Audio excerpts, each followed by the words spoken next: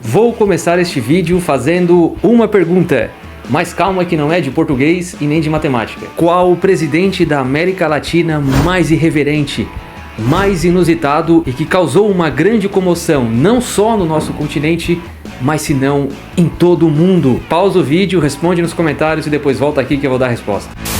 Seguramente alguns pensaram no Lula, no Bolsonaro e até mesmo no Javier Milei, que acabou de ganhar as eleições na Argentina. Mas não, o presidente que está causando o maior bafão aqui na América Latina, que está dando o que falar, é o presidente de El Salvador.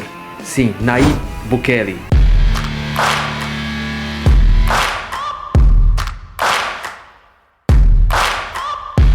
Esse presidente aí, desde que assumiu, vem recebendo muitas críticas, tanto positivas quanto negativas. Em outras palavras, ofensas e elogios, né? E mesmo que ele venha fazendo um ótimo trabalho, ainda vem recebendo muitas críticas negativas. Por que será, né? Na verdade, essa resposta é simples. Ele está comprovando, mostrando na cara de muita gente que para resolver o problema da insegurança e da delinquência, que tira o sossego e coloca muito medo na gente honesta e inocente sobretudo, é preciso sim ou sim, de qualquer maneira, de qualquer forma, uma mão de ferro.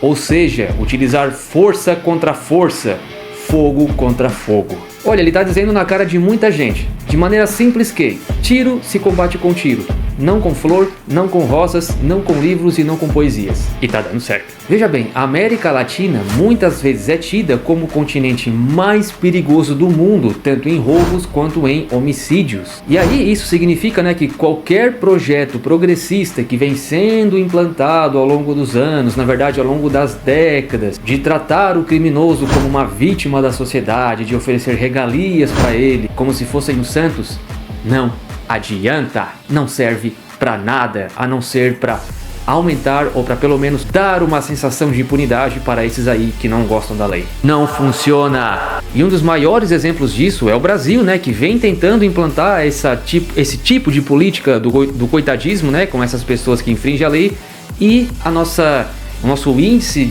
de crimes não diminui, ou quando diminui um ano, aumenta no outro, ou seja, nós estamos na mesma coisa há anos. Nós aqui no Brasil, nós temos uma das maiores taxas de homicídios do mundo, sem contar que em números gerais, em número de homicídios gerais, é o mesmo que em países que possuem guerra civil, ou países que estão em guerra. Já tivemos mais mortes por arma de fogo, por exemplo, do que na Síria. Gente, Síria. E a Síria é um país que tem uma guerra civil eterna lá dentro. E o Brasil é apenas um exemplo. Um dos exemplos que tem por aí afora de que isso não adianta. Então já fica aí até o final do vídeo, porque eu vou te contar aqui nesse vídeo como que o Nayib Bukele está fazendo para acabar com essa delinquência toda, e que essa infelizmente é a única maneira que dá certo aqui no nosso continente, na América Latina. Ó América!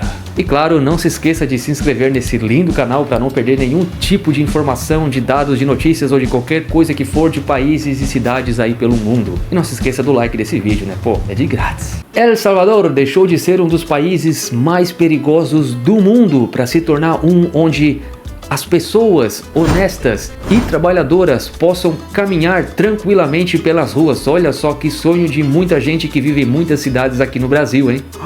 El Salvador era um dos países, ou já foi até o país com a maior taxa de homicídio do mundo. Mais do que dobrava ou triplicava a taxa de homicídios do Brasil. E não é um perigo que nós estamos acostumados aqui, apenas estar vivo lá já era perigoso. Não era preciso o sujeito ir para uma região considerada mais sombria, macabra ou perigosa para ele estar em perigo, não. Era o simples fato de estar vivo em El Salvador já era um perigo por si só. Algumas cidades do Brasil também já chegaram a esse nível, né? E se estar vivo já era perigoso, significa que se o sujeito chegasse perto de uma dessas áreas dominadas pelos criminosos, ele com certeza iria dormir para sempre. E olha só como são as coisas, né? Faz pouquíssimo tempo que esse presidente aí, o Nayib Bukele, fez uma declaração dizendo que haviam se passado um ano que naquele país não havia acontecido nenhum homicídio. Y el presidente de El Salvador, Nayib Bukele, aseguró este día jueves que su país logró registrar 365 días sin homicidios durante su administración. E olha só, hein? Em 2015, a taxa de homicídios naquele país era de quase 107 homicídios a cada 100 mil habitantes. Isso é um número elevadíssimo para um país. É uma loucura para um país com tão poucos habitantes. Tem pouco mais de 6 milhões de habitantes em El Salvador. Para vocês terem uma ideia, a taxa de homicídios no Brasil naquele mesmo ano não chegou nem a 30. E de El Salvador passou de 100. Que absurdo, gente. Que loucura, meu. Como é que o povo tinha coragem de sair nas ruas? E olha só, hein? Aqui no Brasil nós temos Rio de Janeiro, nós temos Salvador, Recife, Vitória, né? São tantas e tantas cidades que tem essa fama aí que ninguém quer ter. E mesmo assim, a nossa taxa não chegou nem na metade de El Salvador. Em El Salvador, os responsáveis, né, por esses assassinatos em massas eram as famosas maras.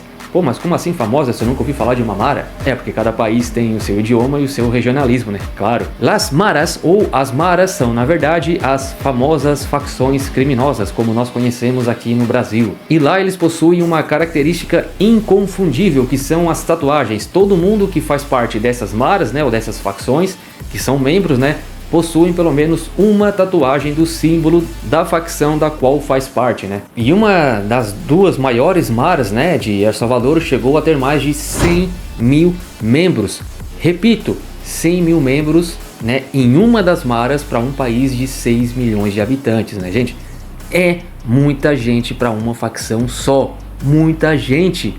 E de novo, de apenas uma mara. Gente, 100 mil habitantes é uma população de cidades inteiras espalhadas aqui pelo Brasil. A minha cidade, que é considerada uma cidade média no Brasil, tem um pouquinho mais de 100 mil habitantes. Não era simplesmente uma situação excepcional que o país estava passando, não. Não, El Salvador era um país sem futuro. Sem futuro. Até que o Bukele chegou, né? E até parece uma coisa de filme ou de alguma ficção por aí, porque, gente, foi um giro de praticamente 180 graus que El Salvador deu. Eles mudaram totalmente a situação deles. Salgan a la calle y le pregunten a la gente al azar, súbanse a un bus, pregúntenle a los pasajeros del bus, vayan a un restaurante, pregúntenle a los comensales, a los meseros, pregúntenle a quien quieran. Aquí en El Salvador pueden ir a cualquier lugar, es totalmente seguro. Pueden entrar a cualquier comunidad, a cualquier barrio, a cualquier colonia, a la hora que quieran, no va a pasar nada, nadie los va a detener. Então isso quer dizer que o jogo virou, né? Agora é o Brasil que tem que aprender com eles. Ah, que vergonha. Mas então, como é que aconteceu essa mudança drástica, né, lá em El Salvador? Nossa, como eu falo bem espanhol, El Salvador. Tudo isso aconteceu, ou tudo isso começou quando lá em meados de 2022, em apenas um dia em El Salvador, aconteceram 62 homicídios. Foi então que Bukele disse basta, já chega, e mandou a força policial ir atrás desses delinquentes. Mas ele simplesmente não deu só o aval, não, vão lá e prendam, não. Ele falou, vão, prendam e façam o que for necessário, porque vocês não terão nenhum problema com a lei. É assim que tem que ser, gostei desse cara. E aí foi uma bola de neve só, né? Começaram a fazer controles de drogas, de armas, de tatuagens. Sim, de tatuagens pelo motivo que eu já falei agora, né? Cada grupo, né, ou cada membro de cada facção tem tatuado no corpo o símbolo de sua facção, né? E olha só como são as coisas, né? Olha só o que o Bukele postou no seu Twitter, né? Ele dizia que antes esses delinquentes exibiam a sua tatuagem com muito orgulho, como forma de status e de impor respeito e medo na sociedade e nos outros grupos da facção. E agora, em contrapartida, eles estão fazendo de tudo para retirar a tatuagem. Até queimam, até passam fogo no corpo para tentar tirar a tatuagem. E olha só, para fechar com chave de ouro, ele ainda disse ali na postagem: vão envelhecer na prisão. Muito bem, Bukele. Mas olha, não termina por aí não, hein? Veja só como esse cara é corajoso. Ele foi lá e disse que ia piorar a condição de vida desses meliantes aí na prisão. Num primeiro momento, ele reduziu a quantidade de refeições de 3 ao dia para 2 ao dia. E adivinha o que aconteceu, né? Alguns membros que ainda estavam soltos, né, e os familiares desses membros que estavam presos, começaram a protestar, não gostaram muito disso. E aí eles prometeram vingança, se vingar. E adivinha o que o Bukele fez? Por ahí andan rumores que quieren empezarse a vengar de la gente honrada, al azar. Hagan eso y no va a haber un tiempo de comida en las cárceles. 1. A ver cuánto tiempo duran sus homeboys allá adentro. Les juro por Dios que no comen un arroz. Y vamos a ver cuánto tiempo duran. Y no me importa lo que digan los organismos internacionales, que vengan a proteger a nuestra gente, que vengan a llevarse a sus pandilleros. Mas nada é tão ruim que não pode piorar, né? Olha só a mega prisão de primeiro mundo que esse cara construiu no país dele. Até o momento foram confiscados pouco mais de 7 mil smartphones dentro dessas prisões, né? E agora alguém deve estar pensando, né? Coitados, vão ficar sem Instagram, WhatsApp, YouTube, TikTok e tudo mais. Coitados. Mas o problema não é nem esse. O que acontece é que esses grupos são extremamente organizados. E aí, se eles têm celulares dentro das prisões, pode ser que eles se organizem dentro das próprias prisões e continuem mandando naqueles que estão fora das prisões. Então Bukele, que não é bobo nem nada, foi lá e confiscou todos esses celulares aí. Tolerância zero. Isso aí, junto com outras medidas, né, tomadas pela presidência, né, de El Salvador, fez com que o crime naquele país diminuísse pela metade em apenas 2 anos. Tempo recorde para a diminuição de crimes pela metade. E como vocês devem ter notado aí pelo vídeo, né, vocês com certeza perceberam que ele é muito jovem. E de fato é, né, ele é o presidente mais jovem de toda a América Latina, com apenas 42 anos. Um pouco diferente de algumas múmias que nós temos por aqui, né? E apesar de ser o mais jovem, é o que tem o maior índice de aprovação de todos os presidentes aqui do nosso continente. Com mais de 90% de aprovação, gente. Isso é muito. Quem será que não apoia, né? Adivinha quem são, vai. Escreve aqui embaixo, deixa aqui embaixo quem é que não apoia o governo do Bukele. Quero ver se tu tá pensando a mesma coisa que eu tô pensando. Olha, gente, apesar da idade, ele tem muita, mas muita coragem na hora de tomar as atitudes, né? Como, por exemplo, ele foi o primeiro presidente a querer adotar o Bitcoin como uma moeda corrente no país. Olha a carinha dele aí, né? Ele é tão famoso, mas tão famoso aí mundão afora, que ele tem mais de 6 milhões de seguidores no Instagram. Mas isso é pouco, porque os famosos por aí tem muito mais, não sei o que, blá. Mas não esqueçam que estamos falando de um país com um pouco mais de 6 milhões de habitantes. Olha só, para a gente fazer uma comparação aqui, né? O líder do nosso país, o presidente do nosso país, tem um pouquinho mais de 13 milhões de habitantes. Mas, gente, enquanto o Bukele tem 6 milhões de seguidores, um pouquinho mais, o país dele tem 6 milhões de habitantes, um pouquinho mais.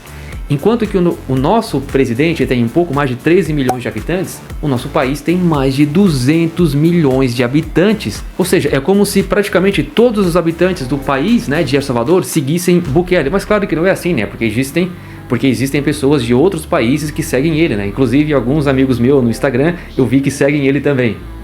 E são brasileiros, né?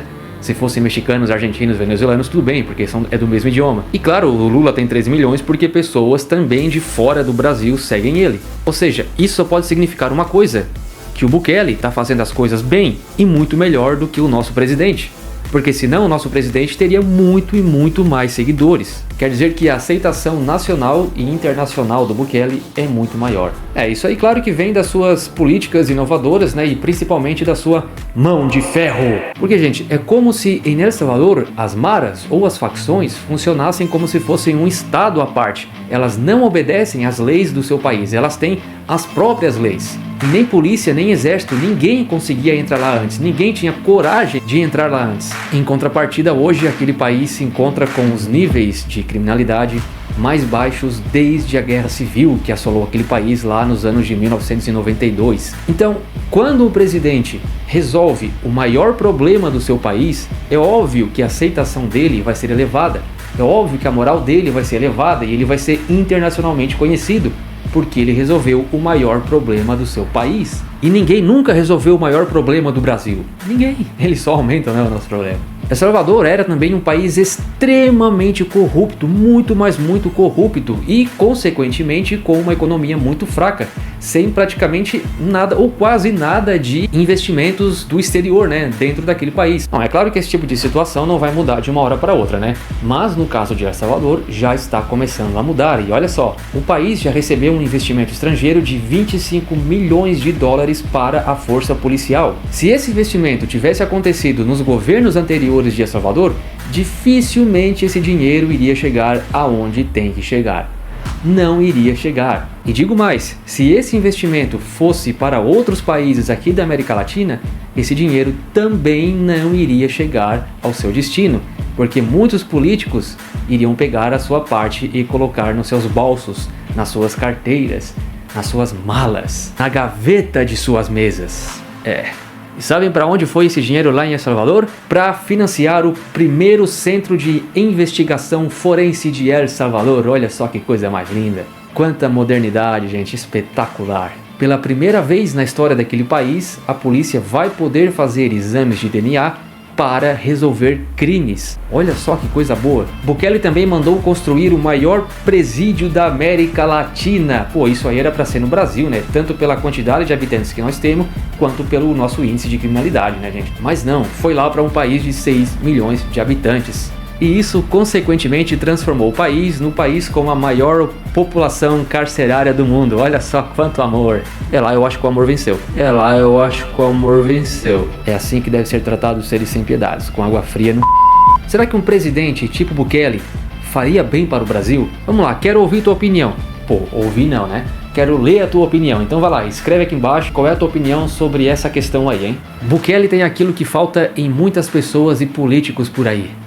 Bolas! Não, essa não. Aquela que vocês devem estar pensando mesmo. Por isso que eu dou todo o meu apreço, meus parabéns e meu apoio para esse presidente que faz o que precisa ser feito sem medo, sem hesitar. Meus parabéns. E que continue assim mesmo, porque ele está transformando um país que não tinha futuro nenhum e que estava fadado ao fracasso em um país modelo, em um país exemplo a ser seguido por muitos outros. E o Brasil não é uma exceção. Agora me digam, quantos de vocês que estão aí assistindo esse vídeo conheciam ou já haviam ouvido falar de El Salvador? Provavelmente aqueles que já ouviram falar de El Salvador antes da ascensão de Bukele era por causa da onda de criminalidade. Já hoje não é mais por isso. É simplesmente pela mudança para melhor. Ele foi o primeiro presidente da nossa geração, né, da nossa época, a focar nos direitos daqueles que realmente merecem, daqueles que realmente precisam, das pessoas honestas e trabalhadoras, das verdadeiras vítimas. Como sempre deveria ter sido, pô. E que lição que Bukele está dando ao mundo? Que não importa qual é a situação que o teu país se encontra, que se é preciso tomar medidas drásticas e fazer a coisa direita, a coisa correta, que seja feita, porque com isso o país pode melhorar. Nem que seja passos de formiga, mas vai chegar um momento que ele vai melhorar. E agora essa última pergunta é para vocês. Você é daquele que aplaude as atitudes de Bukele ou dos que defendem os direitos dos criminosos? Aquele mesmo criminoso que pode passar do teu lado e levar aquele celular que tu trabalhou tanto, suou tanto para poder pagar e às vezes ainda nem terminou de pagar ainda, né? Pior, o criminoso que pode tirar a vida de um ente querido teu, ou até mesmo a tua vida. Pensa, rapaz, pensa. O mundo deveria ser dos bons, não dos maus. Até logo.